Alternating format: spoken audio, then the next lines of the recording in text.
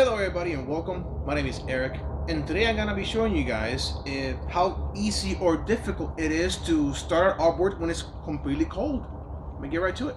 Before I start, this video comes to you as a viewer suggestion a couple of years back. Recently I've been doing some cleanup on my channel, updating thumbnails and whatnot, and I saw a couple of videos that I think I could do a better job of displaying. 2 years ago my production level wasn't that great. This year I'm a little bit better and I can go over more details because I have listened to some of your suggestions, some of the viewers, some of the things you guys wanted to see and explain during the video. So there's a couple of things I'm going to go over to make sure that when you start up your outboard it is as easy as possible. We're going to look into the fuel line, make sure that it's not cranked up like that. Make sure we pull into it, the choke and things of that nature. So let me bring you guys in closer. When it comes to starting up your outboard, to make sure that it's easy, you gotta make sure that number one, that you have fuel on your tank and that the fuel is not too old. You don't want to make sure that it's like a year old. Chances are it's not gonna be that good. Make sure you have semi-fresh or fully fresh gasoline. Make sure that the fuel line is fully connected, that it's not loose in this end and on that end as well. I've done this myself, by the way, where times I try to pull and the fuel line isn't fully connected. Then you have the kill switch. If the kill switch for whatever reason happens to be off, if you're not paying attention, it's not going to start. You're gonna be pulling and pulling and pulling, nothing happens. Make sure that it is fully placed. Make sure that it's not halfway but fully placed, otherwise you're gonna have some trouble. There you go, that is on. Next will be to prime the fuel line. I'm gonna go ahead and prime it.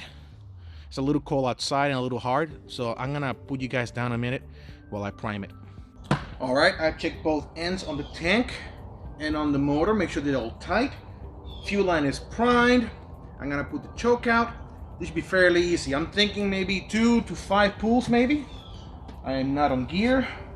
Everything is ready. Now on the lever over here, let me show you. Depending on your outboard, it'll have a different choices. It'll say start or restart. I'm gonna put it on start where we're supposed to be. There we go. It's currently on start.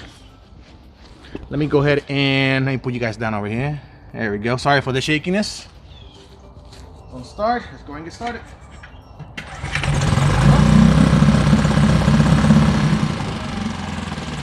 One pull. One pull. That is phenomenal. Expect some smoke. It is normal, especially when you actually first started. There's some excess gasoline on the carburetor and it burns it off, so expect that. Let me put the choke all the way down. It appears to be idling properly. And there you go. It is fairly easy to start an outboard from cold start. It really is. You just gotta make sure that you look at the important factors. Make sure you actually have the kill switch in place where it's supposed to be, that the fuel line is properly placed and fully primed. There's one more thing I want to show you guys. Here's a quick clip. Woo! I see one over there. That one looks cool. My engine just died. The fuel line. You guys just saw that live. For this next thing, I brought you guys into my warehouse. So, to explain what just happened on that clip, when I was actually on the boat, I had the gas tank all the way to the back, and the fuel line was twisted like this, like in a loop like this. And apparently what was causing it is, because this is mostly gravity fed, and through the vacuum that the engine creates, it pulls the gasoline. It was moving along, but it was actually causing it to go back and so on and so forth. It started collecting air.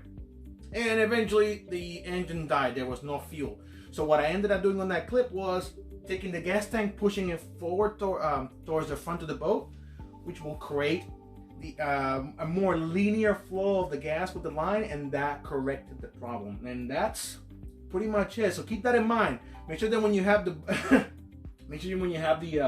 the engine, the gasoline in the tank and everything, make sure that the line is as linear as possible. Anyway guys, thank you for watching.